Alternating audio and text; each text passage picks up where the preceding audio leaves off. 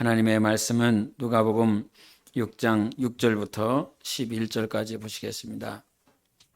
같이 교독하시겠습니다. 또 다른 안식일에 예수께서 회당에 들어가사 가르치실세 거기 오른손 마른 사람이 있는지라. 서기관과 바리새인들이 예수를 고발할 증거를 찾으려 하여 안식일에 병을 고치시는가 엿보니 예수께서 그들의 생각을 아시고 손 마른 사람에게 이르시되 일어나 한가운데 서라 하시니 그가 일어나 서거늘 예수께서 그들에게 이르시되 내가 너희에게 묻노니 안식일에 선을 행하는 것과 악을 행하는 것 생명을 구하는 것과 죽이는 것 어느 것이 옳으냐 하시며 무리를 둘러보시고 그 사람에게 이르시되 네 손을 내밀라 하시니 그가 그리하매 그 손이 회복된지라. 그들은 노기가 가득하여 예수를 어떻게 할까 하고 서로 의논하니라. 아멘. 우리 옆사람이 없으면 뒷사람 앞사람 인사하겠습니다. 예수 안에서 축복하고 사랑합니다.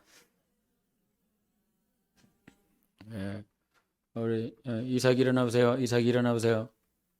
우리 이삭이한테 사랑한다고 하겠습니다. 이삭아 사랑해.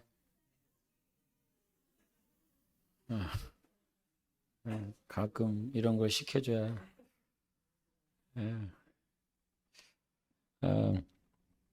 여기 6장 7절에 보면 한 번만 더 읽어보십시다. 6장 7절 시작.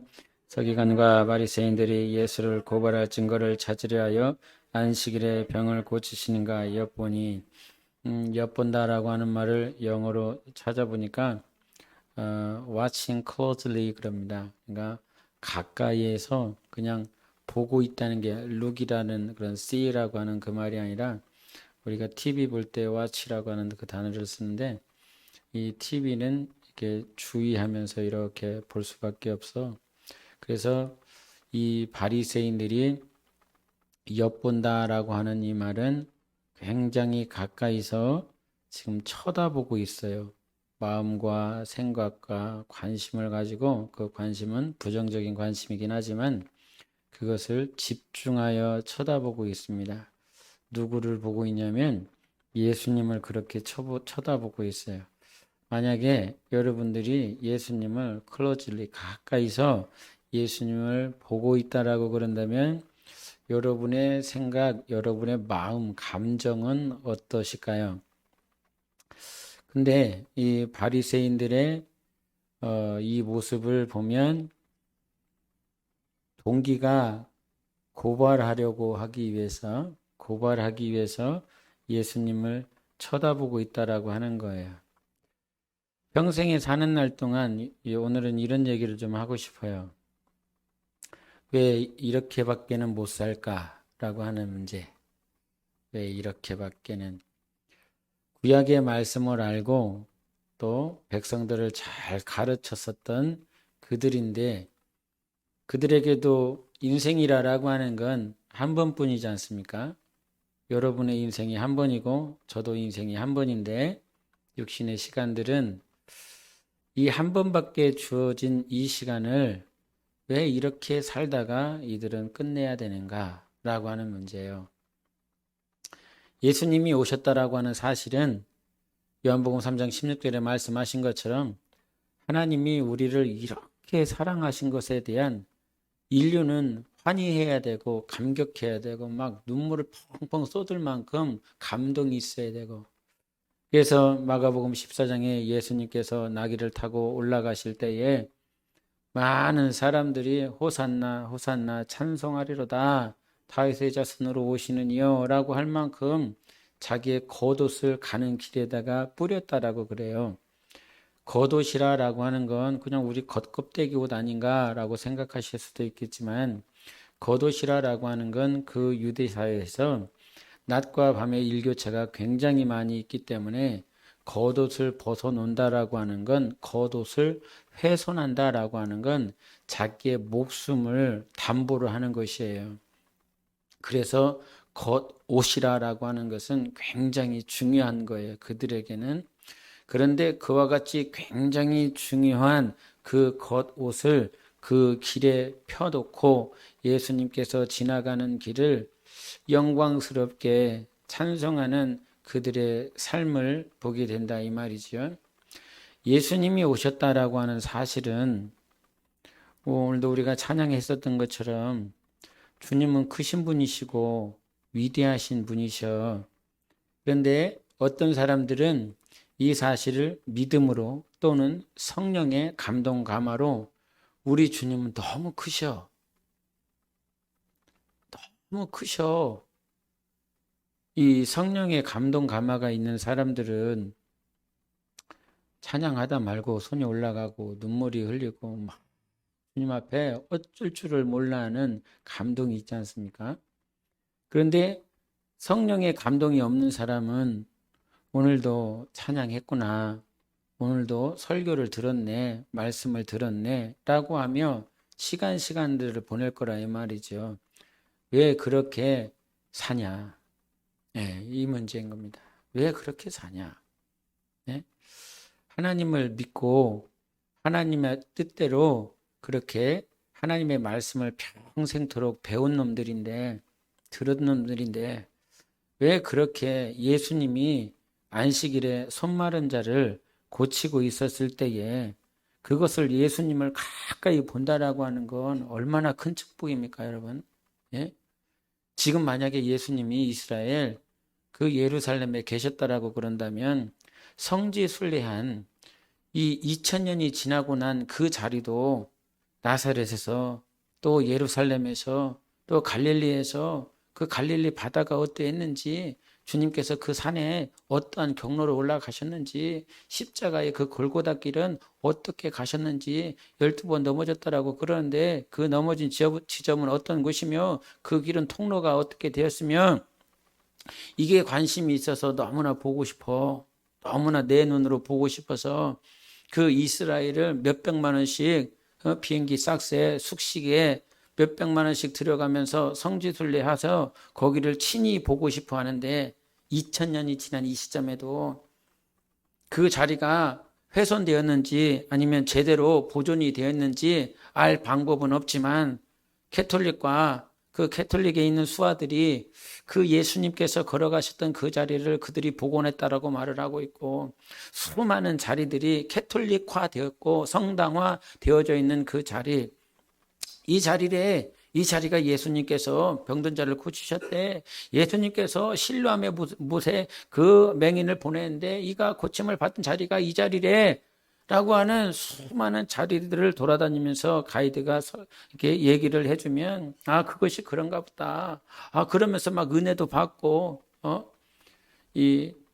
저희 민들레 선교회 박상욱 목사님께 있었는데 그 목사님은 갈릴리를 한번 가셨는데 그 갈릴리가 한 오후쯤에 오후 한 5시쯤 됐는데 거기에서 배를 타고 이쪽에서 이쪽으로 건너가는데 이 맞은편을 보니까 이 산이 이 굴곡진 이 산이 병풍처럼 이렇게 되어 있다는 거예요. 병풍처럼 되어 있어서 그것을 딱 봤는데 우리 주님 병풍이 아니라 그 산맥이 아니라 그 안에 주님이 2000년 전에 이 길을 걸어가셨겠구나. 이 길에 오셔서 이 산에서 오병이어의 역사를 베푸셨구나. 칠병이어의 역사를 베푸셨구나. 제자들을 불러나고 거기에다가 산상수훈을 말씀하셨겠구나. 이런 것들이 예수님께서 하셨던 그 종적들이 이 성경을 통해서 스쳐 지나가면서 너무 은혜가 되었다라고 하는 이 말을 하더라고요. 2000년이 지난 그 시점에도 거기를 가면 보면 들으면 예수님이 이러하셨겠구나. 예수님의 제자들이 이런 삶을 살았겠구나 라고 하는 깊은 감동과 은혜를 받는다 이 말이야. 2000년이 지났는데도.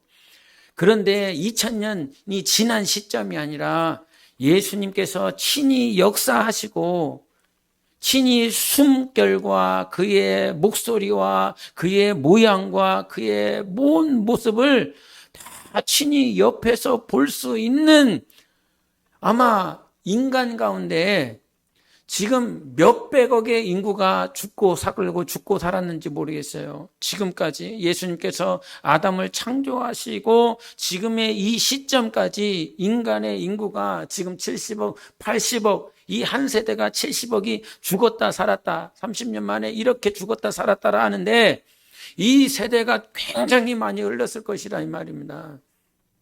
그러면 얼마나 많은 인간들이 살았겠습니까? 얼마나 많은 인간들이요.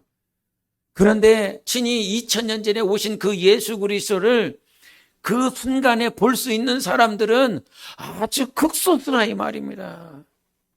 예수님을 친히 목격한 사람들, 목도한 사람들. 그래서 요한 3서에 보면 사도 요한이 감격스러워서 말을 하잖아요. 태초에 계신 생명의 말씀에 관하여는 우리가 친히 본 바요, 들은 바요, 만진 바라라고 하는 정말 감격을 얘기했어요. 우리가 생명의 말씀을 친히 보고 듣고 만졌다. 얼마나 놀라운 감격이겠어요. 놀라운 은혜겠습니까? 네? 그 많은 인생들 가운데서 예수님이 친히 오신 그 자리에서 봤었던 이 바리새인들, 놀라운 기회 앞에, 놀라운 은혜 앞에 그것을 기회로 살리지 못하고 그거가 은혜인지 모르고 오늘도 가까이서 쳐다보고 있지만 목적은 고발하기 위하여. 진짜. 응?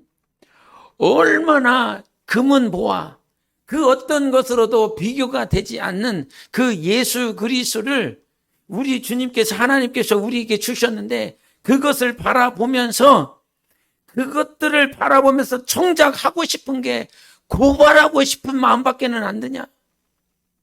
네? 얼마나 결과가 100을 집어넣었는데 이 입력이 100인데 결과가 마이너스야.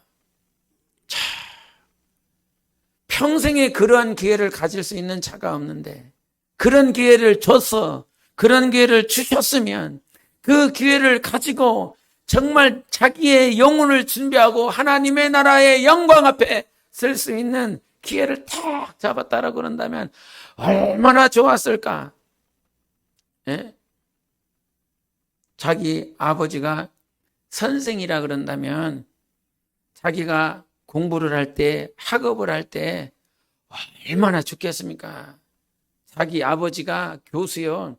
자기 아버지가 중고등학교 선생님이요. 예? 요즘은 선생님들의 파워가 많이 교권이 약화되어져 있지만 그럼에도 불구하고 선생님들이 해줄 수 있는 파워는 일반 부모가 해줄 수 있는 것보다 상상 이상의 것들을 지도해 줄 수 있어요. 가르쳐 줄 수 있어요. 예? 그냥 평생 이렇게 일하기 바쁘신 분들은 자기 자녀를 어떻게 인도해야 될지 몰라요. 학업적인 측면을. 그러나 자기 아버지 어머니가 선생이고 교수면 어떠한 길, 인맥들, 과정들, 정말 수많은 커리큘럼들을 그들이 제공을 해주면서 많은 기회들을 자녀들이 얻을 수 있어요. 그런데 지난번에도 잠깐 나왔지만 은광여고 그 쌍둥이 자매는 자기 아버지가 학년부장이었어요. 예?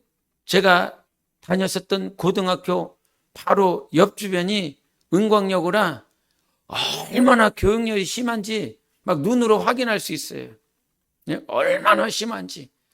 그 강남에 이 길 이름이 생각이 안 난다. 여하튼 큰 대로변에요.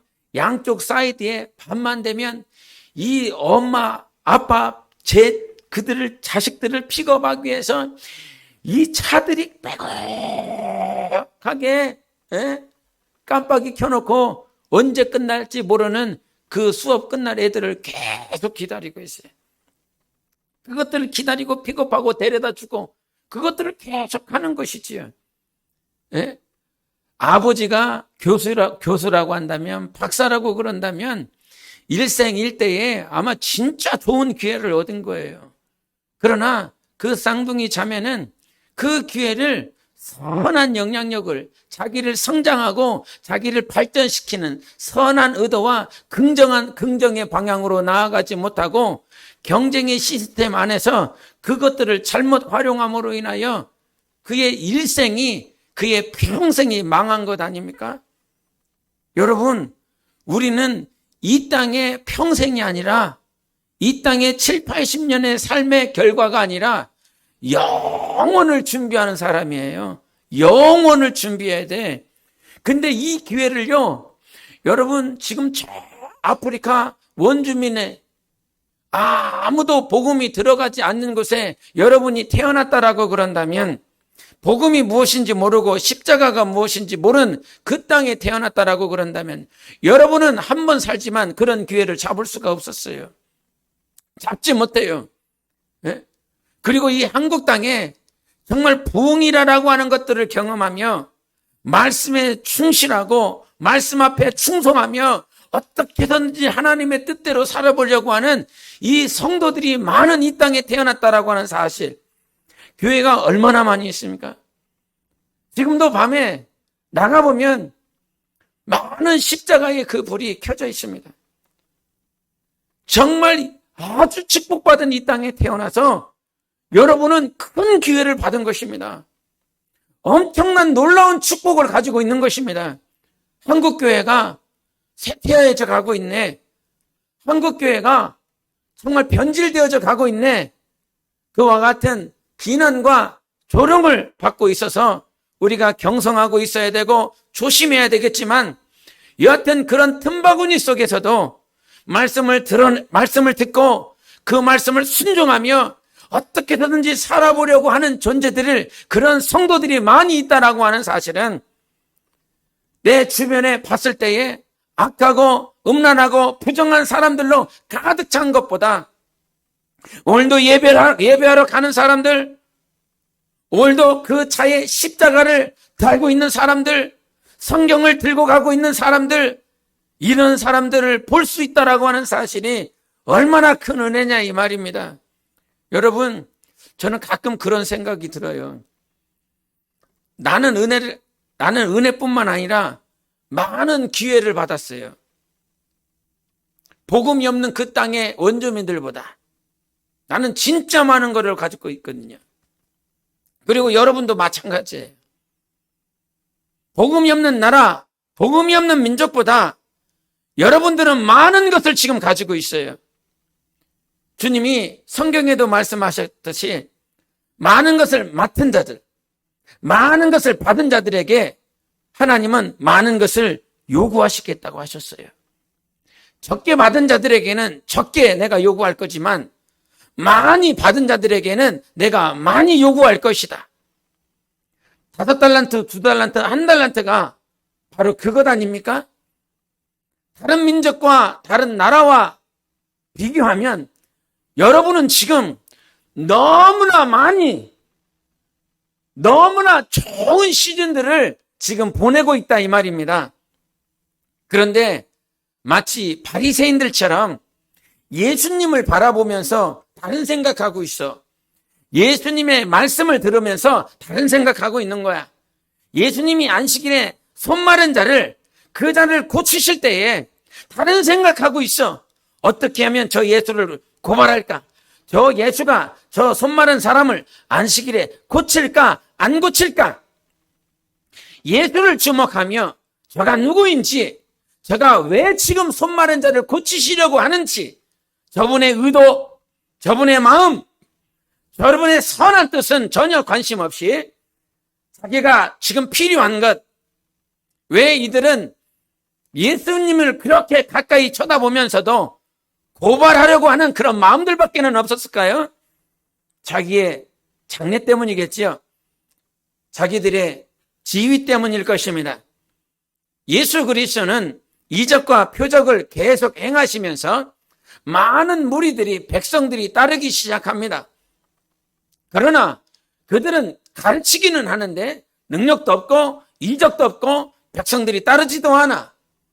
그러니 시간이 가면 갈수록 대제사장들도 그랬고 바리새인들도 그랬고 서기관들도 그랬고 율법교사들도 그랬고, 그들은 항상 모이면 무엇을 모의합니까? 어떻게 하면 예수를 죽일까 모의하더라. 항상 생각이 그거예요. 너는 그 생각밖에 못하냐? 너는 말씀을 들으면 그 생각밖에는 안 되냐? 너는 설교를 들으면 그 생각밖에는 안 되냐? 너는 성경을 보면 겨우 생각한다는 게 그거냐? 하나님은 예수 그리스도 우리에게 당신의 전부를 주신 것이에요. 너는 예수 그리스도를 보며 하나님의 말씀을 들으며 성경을 보며 도대체 무슨 생각하고 있니? 응? 만약에 정말 주님께서 손마른 자들을 통해서 손마른 자를 고치시면서 예수님은 우리에게 뭘 보여주시기를 원하냐면 나는 하나님의 아들이다. 옳은 것이 무엇인지, 생명이 무엇인지 너희들에게 가르쳐주고 싶어서 안식일에 이 손마른 사람을 고치고 있는 거야. 그러므로 그 자리에서는 고발하고자 하는 생각이 아니라 어떻게 하면 고소하고 죽일까 하는 모의하는 생각을 가지고 있는 것이 아니라 예수 그리스도가 지금 안식일에 손마른 자를 고치니 저분은 생명이시다. 저분은 공의 되신 하나님이시다. 나는 하나님의 의도와 하나님의 뜻을 파악하고 저분을 어떻게 하면 따를까? 어떻게 하면 저분을 사랑할 수 있을까? 어떻게 하면 하나님의 뜻대로 살아볼까? 이 생각이 들어야지 고작 든다는 생각이 고발하고 어떻게 하면 죽일까 하는 생각밖에 들지 않느냐? 여러분, 과거에 한국교회가 전도를 참 열심히 했습니다. 그래서 교회들마다 게시판에다가 어떤 사람이 몇 번 전도했네, 어떤 사람이 몇 사람을 전도를 했네, 그래서 한 달 지나 두 달 지나 아니면 분기별로 지나 이 사람이 전도 많이 했다고, 그래서 앞에 나오게 해서 상 주고, 아니면 성경을 읽게 해서 어떻게 하면 많이 성경을 읽게 할까 그런 마음 때문에 성경을 읽는 자들을 뭐 별을 치든지 아니면 하트를 치든지 아니면 정자 표시를 해갖고 몇 번을 읽었네, 그런 일들을 참 많이 했습니다. 선한 의도에서 시작했는데 하나님의 나라를 위해서 살고 자기 영혼을 위해서 성경을 읽고 자기 영혼을 위해서 기도하라고 그런 프로그램들이 진행이 되었는데 시간이 지나면 지날수록 하나님께서 우리에게 주신 선한 의도, 예수는 안 보이고 교회를 통하여 성령이 주시는 감동은 보이지 않고 어떻게 하면 다른 사람들보다 더 전도 많이 했다라고 하는 소리를 들을까? 어떻게 하면 다른 사람들보다 성경을 더 많이 읽었다라고 하는 상을 받아볼까? 이 앞에 나와볼까? 항상 앉아서 박수치는 인생이 아니라 나도 저리야 저 자리에 나가서 다른 사람들이 박수치는 그런 영광을 누리고 싶다라고 하는 그 얄팍한 욕심에 성경을 읽어보고 기도하고 전도하는 모양들을 가지다 이 말이지요. 주님은 선한 의도를 가지고 너희들에게 말씀하고 이것들을 명령하고 있는데 너는 고작 사람들에게 칭찬받고 싶은 생각밖에 없고 사람들에게 영광받고 싶은 생각밖에 들지 않느냐. 여러분, 도대체 예수 그리스도를 보면 오늘 여러분은 설교를 들으면 도대체 무슨 생각을 해야 됩니까? 어떠한 생각으로 말씀을 들어야 되겠습니까? 만약에 손 마른 사람이 여러분의 자식이면 어떠하시겠습니까? 그런 생각이 들었어요. 이 안식일인데 이 손 마른 놈이 아니면 이 중풍병자가 예반이야, 예성이야, 예겸이야. 어떻게 해서든지 그 당시에 이 손 마른 자는 불치병이에요. 지금의 에이즈와 같은 거예요. 도저히 수술할 수 없고 고칠 수 없는 불치병이 그 당시에 손 마른 자라 이 말이야. 손이 말랐다 이 말이야. 그러면 부모라고 한다면 12의 혈류병 걸린 그 여인처럼 자기가 가진 그 모든 가산들을 다 써서라도 의사를 찾아다니고 약국을 가고 어떻게 해서든지 좋은 약을 찾고 어떤 사람들이 더 능력이 있는지 의술이 좋은지 찾아다니면서 고치려고 했을 것입니다. 내 자식이 손 마르고 있다면, 내 아내가 손 마르고 내 남편이 손 말랐다면 어떻게 해서든지 고치러 다닐 것입니다. 그런데 이 안식일에 이 바리새인들이 가진 생각은 쟤는 고치면 안 되는 거야. 바리새인들아, 만약에 저 자식이 네 아들이면 어떡할래? 그런데 예수님께서 오셔서 이 안식일에 고치시겠대. 그러면 너는 뭐라고 얘기할 거냐? 안식일이니까 고치지 마세요. 내 아들이라 할지라도 내 남편과 아내라 할지라도 고치지 마세요. 이렇게 하겠습니까? 답이 곧바로 나오더라고요. 내가 정말로 사랑하는 내 자식이라면, 내가 정말 사랑하고 아끼고 관심 갖고 있는 그런 내 사랑하는 사람들이라면 어떻게 해서든지 그것이 안식이라도 상관없어. 그날이 무슨 날인지 상관없어. 예수께서 내 사랑하는 자를 고칠 수 있다라고 한다면 주님이 고쳐주세요. 안식일을 범해서 내가 채찍을 맞든 아니면 벌금을 내든 무엇을 하든지라도 예수님이 고쳐주실 수만 있다면 주님 고쳐주세요 할 것이라 이 말이에요. 여기서 무엇이 구별되는지 압니까? 가르치지만, 권면하고 있지만, 과거 구약의 모세오경을 가르치고 선지자들의 글을 가르치고 시편의 글을 가르치고 모세가 뭐라고 얘기했는지 가르치지만, 정작 중요한 건 그 손마른 자와 율법 교사들 바리새인들과는 아무런 관계가 없다는 사실입니다. 관계라고 하는 것은 네가 나를 아냐 모르느냐의 그런 관계 아니고 펠로십이 없다는 것입니다. 사귐이 없다라고 하는 것입니다. 오늘도 복음을 전하고 있어요. 말씀을 전하고 있어요. 그런데 저와 여러분 사이에 관계, 사귐, 그 관계라고 하는 건 내가 오늘 너를 만났어. 네가 나를 알아. 내가 너를 알아. 이런 거 아니고요. 바리새인들도 얘가 누군지 알아요. 같은 마을에 살고 있는 놈이라고 한다면 안다 이 말이에요. 그거 아니고 제가 여러분과 관계, 릴레이션십, 펠로우십, 사귐, 나눔, 거이노니아가 없다면 여러분이 죽든지 여러분이 영적으로 말라가든지 여러분이 하나님이 주신 비전과 상관없이 살든지 나는 그냥 말씀만 전하면 되는 거예요.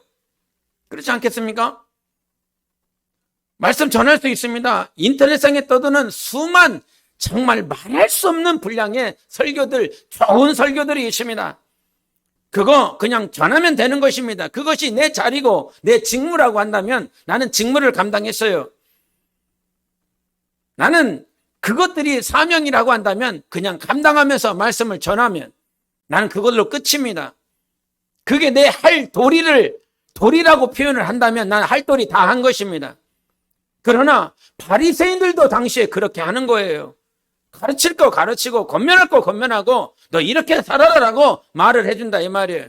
그러나 정작 손마른 자에게 필요한 것은 그런 가르침이 아니라 관계라 이 말입니다. 주님이 왜 오셔서 손마른 자를 고칠까요? 주님이 이 땅에 많은 병자들 그리고 연약한 자들을 고치신 이유가 무엇입니까? 단 한마디입니다. 우리를 사랑하시기 때문에 그래요. 병든 것이, 아픈 것이, 연약한 것이, 상한 것이, 외로운 것이 왜 주님은 가는 곳곳마다 병자들을 고치고 연약한 자들을 세워주고 외로워하는 자들에게 위로하여 주시고 평안을 끼치십니까? 단 한 가지란 말입니다. 사랑하기 때문에 그래요. 제가 여러분에게 설교하는 것으로 끝난다라고 그런다면 나 오늘 설교 끝나고 아무런 마음, 아무런 감정, 아무런 것 없으면 그냥 나는 사꾼 목자라고 보면 됩니다. 사꾼입니다. 10년, 20년 설교를 했는데 성도들이 변화가 되어지지 않았어. 그러면 뭐 해야 됩니까? 나라고 하는 존재는 탄식해야 되고 회개해야 되고 하나님 말씀을 전했는데요. 정말 비록 연약하고 정말 흠 많은 그런 성도들이지만 이들의 삶 가운데에서 조금의 변화도 보이지 않는다라고 한다면 나는 지금 주님 앞에 빨리 돌이키고 회개하여 이 자리를 떠나든지 왜냐하면 제대로 못하고 있는 거니까 이 마음에 아픔과 정말 상한 마음과 이 모든 것들이 내 안에 감정이 있습니다. 여러분도 감정이 있지요. 목사를 바라볼 때 여러분들의 감정이 있을 것입니다. 그런데 여기서 지금 무슨 얘기를 하고 있냐면 바리새인들과 예수님의 차이는 도대체 무엇이냐 이 말이에요. 바리새인들은 그 안식일에 예수님만 가까이 쳐다보면서 고발하려고 하는 이유는 무엇이고 예수님은 지금 그 손마른 자를 고쳐주시는 이유는 무엇이냐 이 말이에요. 바리새인들은 지금 그들에게 그 손마른 자에게 백성들에게 말씀을 가르치고 권면하고 교육하고 있지만 이들을 향한 주님의 마음은 전혀 없다라고 하는 거예요. 그러나 예수 그리스도는 그럼 왜 고치시냐? 자기가 능력이 많다라고 하는 것을 자랑하기 위해서냐? 그것이 아니라 이 말입니다. 오늘 여러분의 삶 가운데 하나님께서 응답하여 주시고 여러분의 길을 열어주시고 여러분에게 감동하여 주시고 명령하여 주시고 말씀을 깨닫게 하시고 풀어주시는 이유가 무엇입니까? 바로 나를 사랑하시기 때문입니다. 나를 부르셨기 때문인 것입니다. 여러분 사도행전 1장 8절에 여러분이 잘 아시는 것처럼 성령이 임하신다면 성령이 임하실 때 권능을 받고 마지막에는 증인이 되는데 그 말씀을 읽다가 권능이 뭘까? 이런 생각을 해보게 됐습니다. 오직 성령이 너희에게 임하시면 권능이 임한대. 권능을 받겠대. 권능을 받으니까 증인이 되겠대. 결국 그 말씀처럼 성령이 임하니까 그들은 권능을 받아서 증인이 되는 삶을 살더라 이 말이에요. 도대체 권능이라고 하는 것은 무엇일까 생각할 때 주님께서 이 권능은 병든 자를 고치는 능력일 수도 있겠다. 이적과 표적을 행하는 그 권능일 수도 있겠다. 천군 천사들을 동원하여 하나님께서 일하시는 것들을 보는 능력일 수도 있겠다. 그런데 성경에 보니까 너희들은 더 좋은 은사, 더 큰 은사를 사모하라는 거예요. 그게 무엇이었습니까? 산을 옮기는 능력입니까? 예언하는 능력이었습니까? 선지자의 역할이었습니까? 그게 아니었습니다. 고린도전서 13장은 사랑을 말씀하고 있었습니다. 사랑을. 더 큰 능력이 어디서 오는지 아느냐? 어디가 더 큰 능력이 권능을 받는다라고 하는 것이 무엇일까? 이 제자들은 성령을 받고 권능을 받고 증인이 되면서 즉 자기의 목숨까지라도 내려놓고 자기의 삶, 자기의 미래, 장래, 자녀들, 부모, 아내, 남편까지 다 내려놓고 내팽겨 쳐놓고 복음을 증거하며 증인의 삶을 살더라 이 말이죠. 도대체 그 힘이 어디서 왔을까? 그 권능이 어디서 왔을까? 그것은 사랑에서 제가 답을 찾습니다. 주님이 나를 얼마나 사랑하는지를 알기 때문에 그것이 능력이라는 것이었어요. 내가 주님을 사랑하기 때문에 그 주님의 사랑을 알아서 내 영혼이 성령으로 주님을 사랑하기 때문에 어떠한 핍박과 환난도 넉넉히 이기는 능력이 되더라 이 말이지요. 그래서 로마서 8장 37절에는 그리스도의 사랑으로 말미암아 우리가 넉넉히 이기느니라라고 말씀해 주셨어요. 내가 이기는 것, 우리가 그렇게 살아갈 수 있는 것, 바로 그리스도의 사랑이다. 그것이 능력이다. 주님은 그렇게 말씀하고 계시고 있거든요. 주님은 자기의 능력을 우리들에게 자랑하기 위하여 오신 것이 아니라 하나님이 우리와 얼마나 관계를 갖고 싶어 하는지, 얼마나 사귀고 싶어 하는지, 우리는 간혹 하나님께 영광 올려드리기를 원합니다 라고 기도합니다. 그러면 주님이 영광을 받겠다라고 하는 말은 무슨 말일까요? 누누이 주님께서 우리에게 건드려 주시는 말씀 가운데 하나가 무엇이냐면 우리는 하나님의 일을 통해서 하나님 이 일을 다 마치고 난 다음에 하나님께 영광을 올려드립니다 라고 하는 간증과 고백들을 하게 됩니다. 그것이 틀린 것을 말을 하는 것이 아니라 주님이 더 우리에게 강조하고 싶은 것은 왜 하나님께서 하나님의 일을 너희들에게 맡겼겠냐 라고 하는 거예요. 하나님께서 너희가 하나님의 일을 잘해서 즉 사역을 잘해서 하나님이 영광을 받으시겠다라고 하는 것이냐? 너희들이 일을 잘하면 내가 너희들에게 맡긴 사역을 잘하면 내가 그 사역을 통해서 영광 받겠다라고 하는 뜻인가? 주님은 한 번도 그렇게 말씀하시지 않으세요. 하나님의 역사는 하나님이 하시는 거지 우리가 하는 것이 아닙니다. 그래서 요한복음 1장 14절에 뭐라고 말씀하시냐면 말씀이 육신이 되어 우리 가운데 거하심에 우리가 그의 영광을 보니 아버지의 독생자의 영광이요 은혜와 진리가 충만하더라라고 말씀해 주셨어요. 여기서 영광이 있는데 영광을 받는데 바로 그것이 무엇이었냐면 바로 말씀이신 예수 그리스도. 그분이 우리 가운데 거하시니까 그제서야 우리가 발견하는 것이 영광이더라라고 하는 것입니다. 무엇이 영광이야? 하나님이 우리 안에 거하는 것, 거한다라고 하는 것, 주님이 우리와 관계를 갖는 것, 사귐을 갖는 것, 주님과 관계를 가질 때에, 사귐을 가질 때에 주님은 우리의 사귐과 관계를 통해서 유일하게 영광 받으시는 하나님이시라 이 말입니다. 만약에 하나님께서 우리가 사역을 통해서 영광 받으시겠다라고 그런다면 천국 가면 어떻게 하시겠습니까? 천국에서는 도대체 무슨 일이 벌어지겠습니까? 그 천국에서 무슨 사역이 있겠습니까?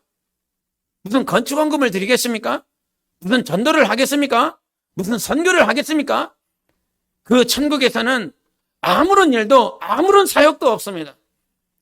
그러면 그 천국에서 우리가 영광을 올려드린다라고 하는 것은 무엇입니까?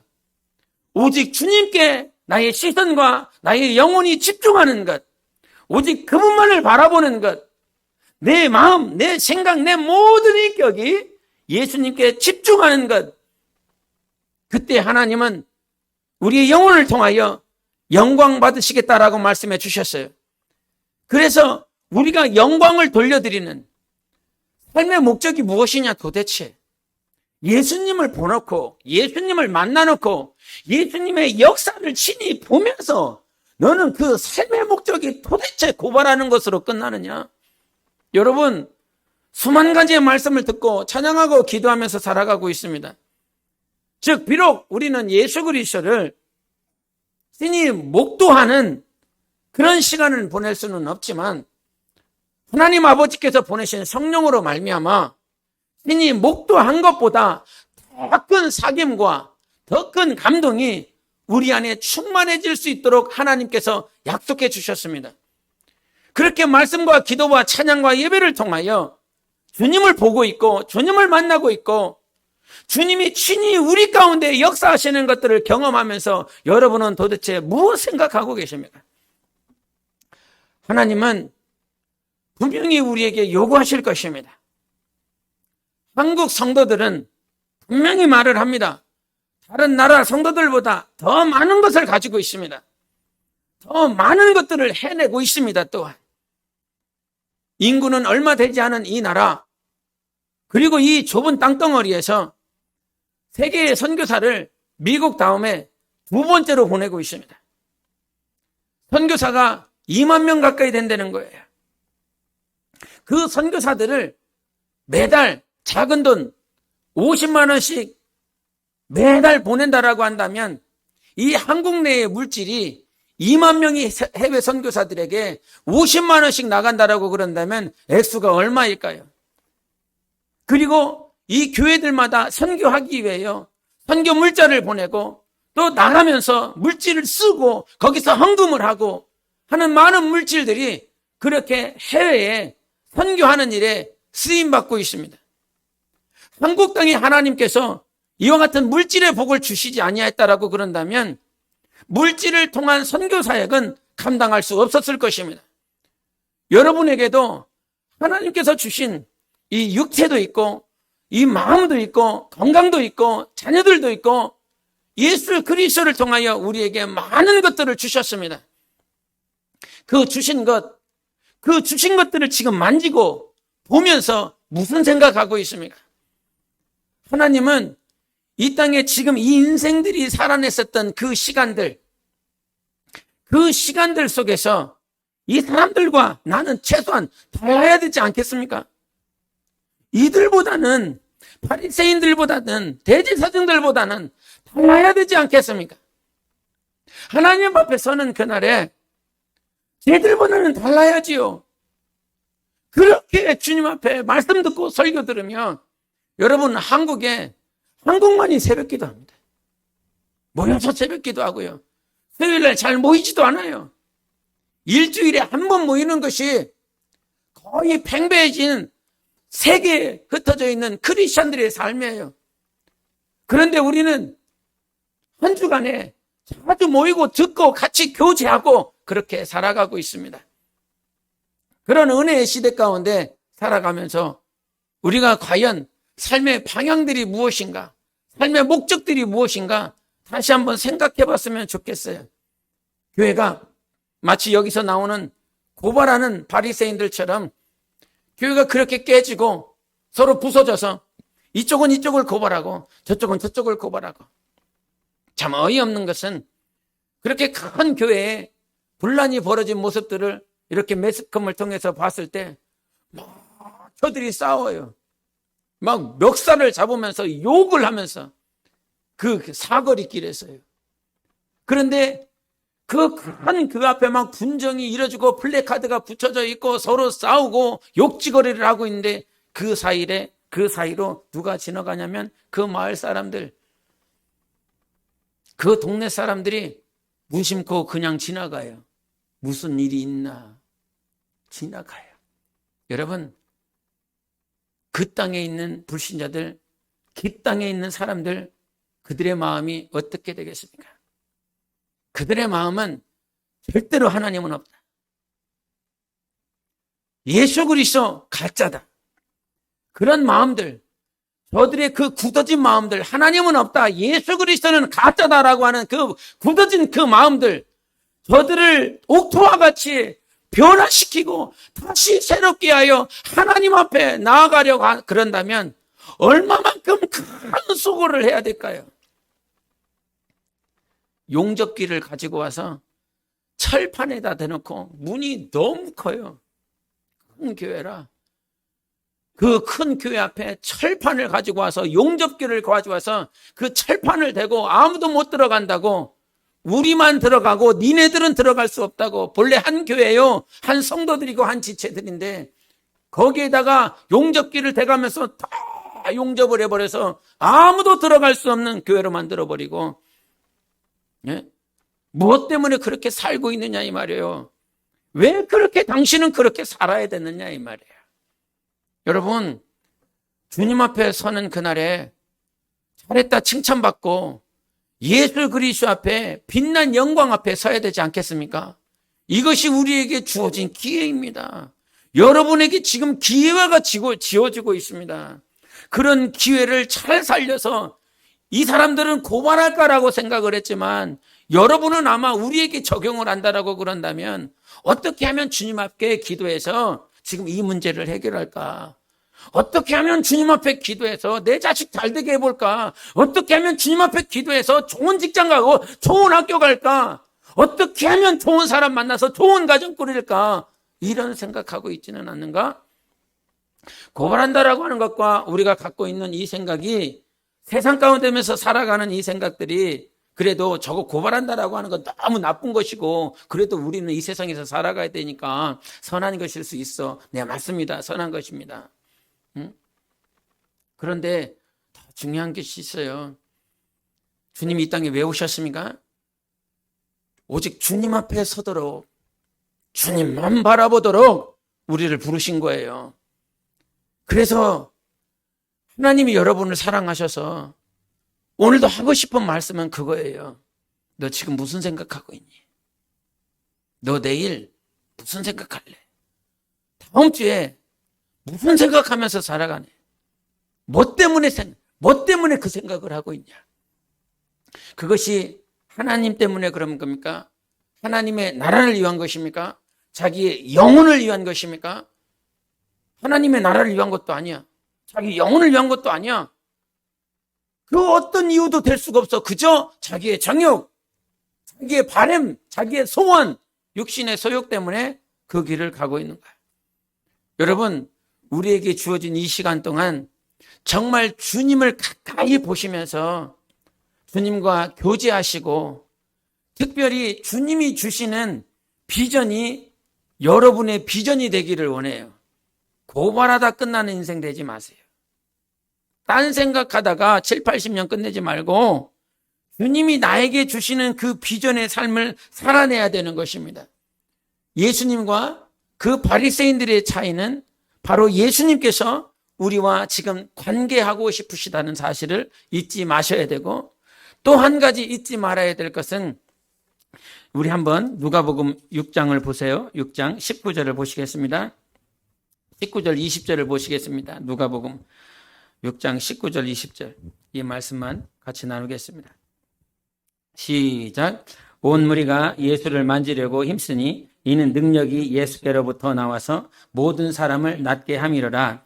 예수께서 눈을 들어 제자들을 보시고 이르시되 너희 가난한 자는 복이 있나니 하나님의 나라가 너희 것이미요. 아멘. 예수님께서 그 손 마른 자를 고치시고 난 다음에요, 어떻게 하셨냐면 12제자를 부르셨습니다. 산에 올라가셔서 기도하시고 당신이 원하시는 제자들을 부르셨습니다. 그 산에서 부르시고 난 다음에 그 산에서 내려오셨어요. 내려오셔서 동네에 들어가시면서 모든 병자들을 다 고쳐버리십니다. 그래서 19절 후반부에 모든 사람을 낫게 함이로라 그래요. 예수님께서 지금 나의 스승이 모든 사람들을 다 고치는 능력이 막 임하고 역사가 벌어지고 있다라고 그런다면 그들의 마음에는 어떤 생각이 들까요? 환호를 쳤을 것입니다. 환호하며 정말 놀라운 역사 앞에 기뻐했을 것입니다. 그러면서 그들이 가진 생각은 주님의 그 역사를 보면서, 낫게 하시는 역사를 보면서 이스라엘의 회복을 꿈꾸게 됩니다. 즉 로마 제국하에 있는 이 식민지하에 있는 이 나라가 이제 저분 때문에 회복될 수 있겠구나라고 하는 생각을 합니다. 그들은 그 나라가 회복되어지고 부흥하고 번성할 것을 그렇게 꿈꾸고 소망한다 이 말이죠. 그런데 20절에 예수께서 눈을 들어 제자들을 보시고라고 말을 합니다.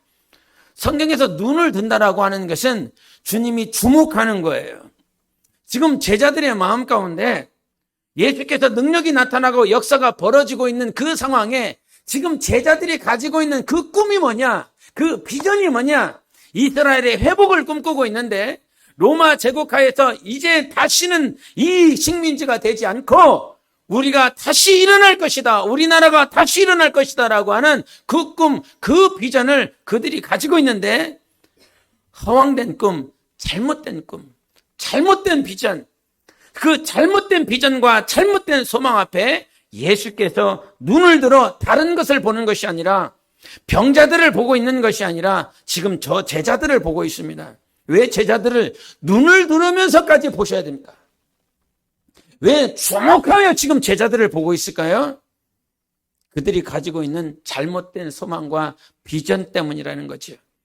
지금 주님이 원하는 것, 그러면서 눈을 들어 제자들을 보시면서 하시는 첫 마디가 무엇입니까?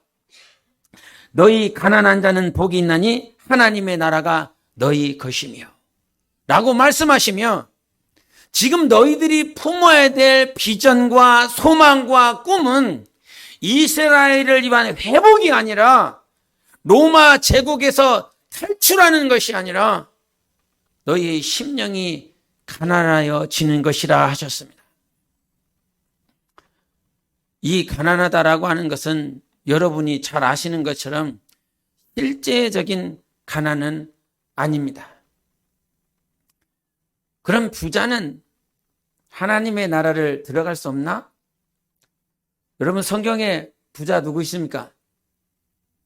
아브라함이 부자지요. 야곱이 부자지요. 이삭이 부자예요.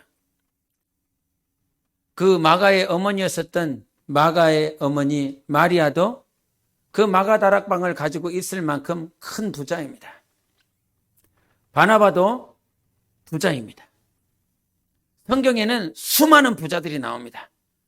삭개오도 부자입니다. 세리 마태도 부자입니다. 세리장이요. 세리로 살아갔습니다.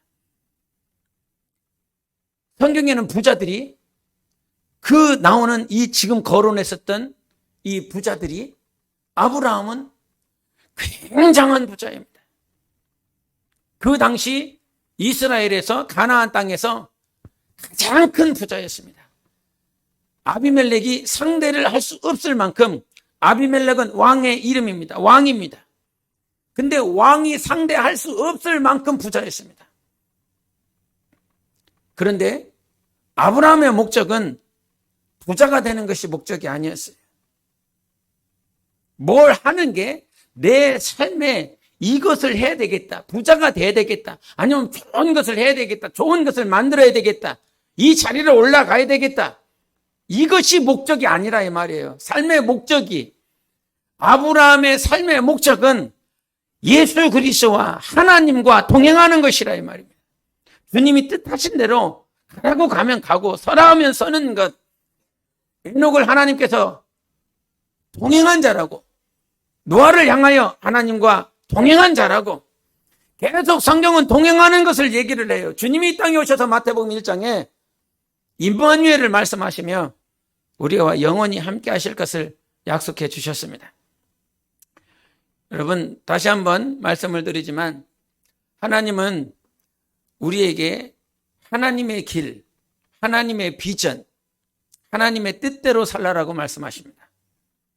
고발하면서 살지 말고, 즉 자기의 자리, 자기의 위치, 자기의 가정, 자기의 자식, 자기의 삶을, 그런 문제 때문에 그런 삶을 살아가지 말고 예수님을 가까이 보면서 말씀을 들으면서 딴 생각하지 말고 주님이 원하시고 기뻐하시는 삶을 살아가되, 첫 번째 원하는 것이 무엇이었냐면 가난한 심령이더라. 주님만 찾아라. 목자 보고서에 이런 고백을 들었어요. 내가 하나님께 구하고 내가 하나님을 의지할 수 있다라고 하는 사실이 얼마나 감사한지. 이 세상에 내가 의지해야 될 사람, 내가 찾을 수 있는 사람, 내가 원하는 대로, 내가 바라는 대로 해줄 수 있는 사람 하나도 없는데, 오직 하나님께, 오직 하나님만 내가 구하고 찾을 수 있다라고 하는 사실을 목자보고에서 이렇게 보게 됩니다. 아마 여러분들의 고백일이라 생각을 합니다. 여러분, 마지막 때가 되면 될수록 지혜로운 다섯 처녀처럼 기름과 등불 준비하는 일에 올인해 보십시오.